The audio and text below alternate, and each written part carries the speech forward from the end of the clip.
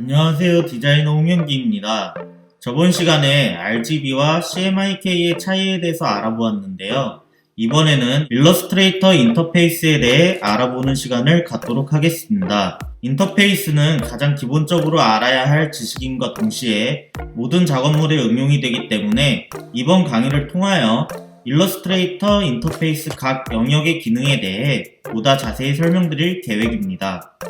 우선 일러스트레이터를 켜보면 가장 먼저 이러한 화면이 보여질 것입니다. 그리고 좌측에 보시면 크리에이트 뉴와 오픈이라는 두 가지의 버튼이 있습니다. 그럼 저희는 오픈을 먼저 눌러보도록 하겠습니다. 이렇게 오픈 버튼을 누르면 이전에 작업하고 저장했던 일러스트 파일을 다시 불러올 수 있습니다. 지금 보이시는 일러스트레이터 3강이라는 파일은 제가 여러분들의 이해를 돕기 위해서 미리 저장을 해놓은 파일이고요. 이 파일을 열어보게 되면 제가 저장했던 파일이 다시 일러스트 상에 열리게 됩니다. 화면에 보이시는 것과 같이 저는 마지막으로 원형 3개를 배치하고 저장했기 때문에 이러한 화면이 보여지는 것이고요. 여러분들도 앞으로 제 강의를 들으시면서 본인들이 작업했던 파일들을 저장하게 될 텐데요. 저장했던 파일들을 다시 불러올 경우에는 조금 전에 말씀드린 좌측 오픈 버튼을 눌러주시면 됩니다. 지금 현재 열려있는 창은 다시 닫도록 하고 일러스트레이터 첫 화면으로 돌아가 보도록 하겠습니다. 그리고 제가 팁을 한 가지 드리자면 이렇게 좌측에 오픈 버튼을 마우스로 누를 수도 있지만 키보드에서 커맨드와 알파벳 O 버튼을 눌러주셔도 마우스로 버튼을 눌렀을 때와 동일한 창이 뜨게 됩니다. 제가 맥을 기준으로 설명드려서 커맨드라고 하였지만 윈도우에서는 컨트롤 버튼을 적용하시면 되고 추후 강의에서도 제가 계속해서 커맨드라고 말씀드려도 윈도우 컴퓨터 사용자분들은 컨트롤 버튼으로 적용해 주시면 됩니다. 다시 본론으로 돌아와서 방금 말씀드린 커맨드와 알파벳 O의 입력 방식을 단축키라고 하는데요. 일러스트 프로그램을 사용하시면서 앞으로는 이러한 단축키들을 많이 외우게 되실 겁니다.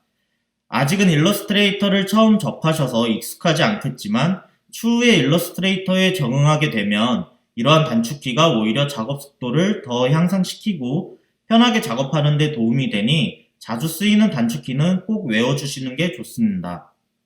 일러스트레이터에서 많이 쓰이는 단축키에 대해서는 제가 별도로 따로 정리하여 업로드를 할 테니 참고하시면서 앞으로 제 강의를 들어주시면 더욱 감사하겠습니다.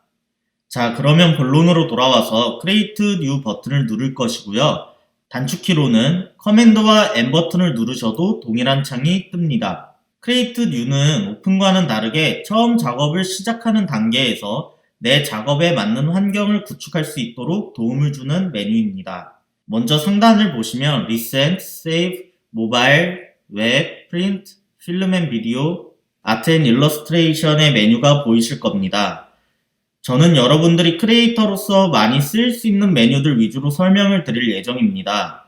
Recent의 경우에는 제가 지금까지 일러스트레이터를 하면서 구축했던 아트보드의 사이즈가 자동으로 저장이 되어 추후에도 간편하게 작업 환경을 구축할 수 있도록 도움을 주는 메뉴입니다. 그리고 모바일을 눌러보시면 이제 모바일 환경에 맞는 사이즈들이 자동으로 보여지게 되고요. 마찬가지로 웹이나 프린트, 필름 앤 비디오, 아트 앤 일러스트레이션을 눌러도 그에 맞는 적합한 사이즈들이 정리되어 나옵니다. 이 중에서 여러분들과 제가 가장 많이 사용하게 될 메뉴는 웹과 프린트입니다.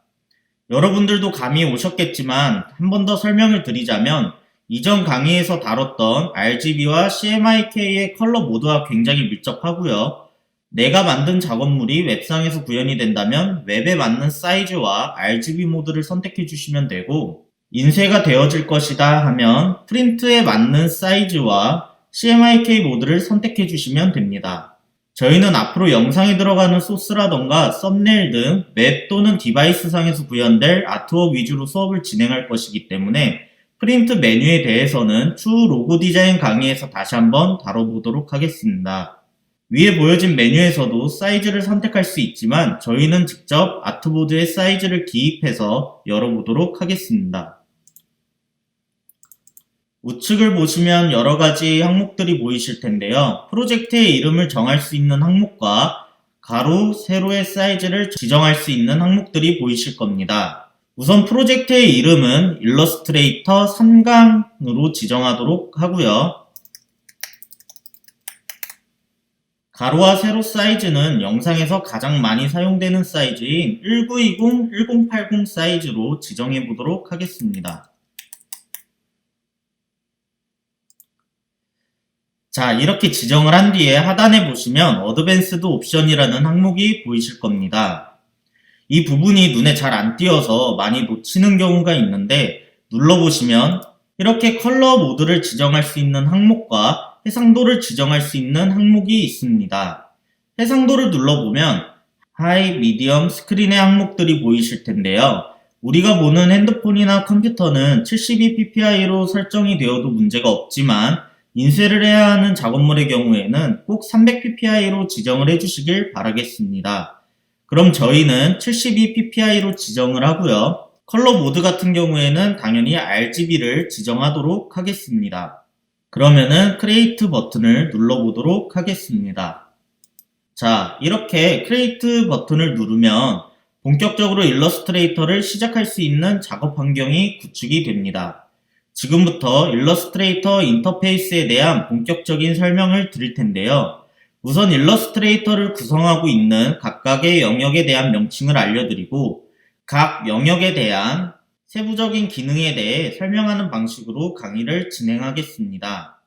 그러면 일러스트레이터를 구성하고 있는 각각의 영역들에 대해서 먼저 설명드리겠습니다.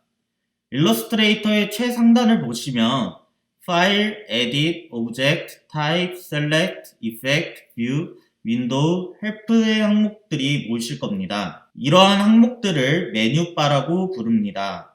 이 메뉴바는 일러스트레이터의 여러 작업 환경들을 불러오거나 특수 효과를 주는 등 다양한 역할을 하고 있습니다. 그리고 메뉴바의 하단에 위치한 항목들의 영역을 컨트롤바라고 부릅니다. 이 컨트롤바를 자세히 살펴보시면 맨 왼쪽에 No Selection이라고 표기되어 있는 부분이 보이실 텐데요. 이것은 현재의 상태를 보여주는 언어입니다. 현재 아무것도 선택된 것이 없기 때문에 이렇게 No Selection이라고 표기가 되어 있지만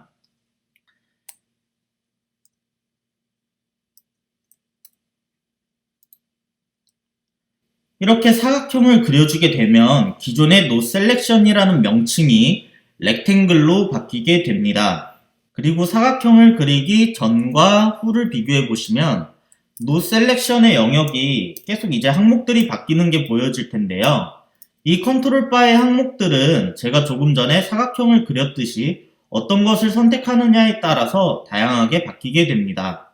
조금 더 쉽게 설명을 드리자면 좌측이나 우측에 보이는 인터페이스를 일종의 즐겨찾기처럼 선별하여 보여주는 공간이라고 이해하시면 됩니다. 메뉴바에 비해 컨트롤바는 비교적 자세히 설명을 드렸는데 컨트롤바는 계속해서 자리 잡고 있는 항목들이 바뀌기 때문에 추후 예제들을 실습하는 강의에서 제가 중간중간 기능에 대해 체크하여 알려드리도록 하겠습니다. 자, 다음으로 좌측을 보시면 글다랑 바가 보이실 텐데요.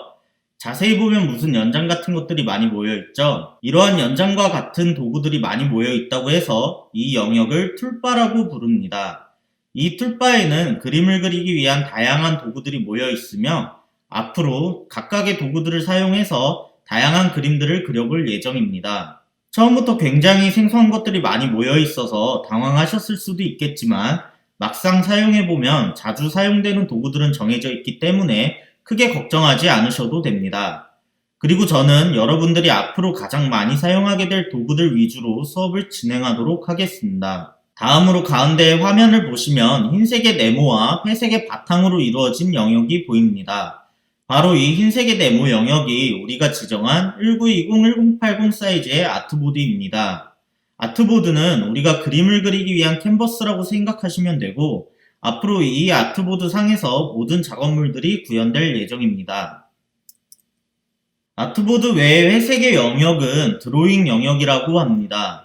아트보드 내의 오브젝트와 따로 구분이 되어야 되는 오브젝트들이 있다면 드로잉 영역에 배치를 해놓거나 아트보드 영역 외에서 따로 작업을 할 때 자유롭게 사용되는 영역입니다. 다음으로 우측에 보시면 여러가지 탭들이 보여질 텐데요. 이러한 탭들의 모임을 패널이라고 부릅니다.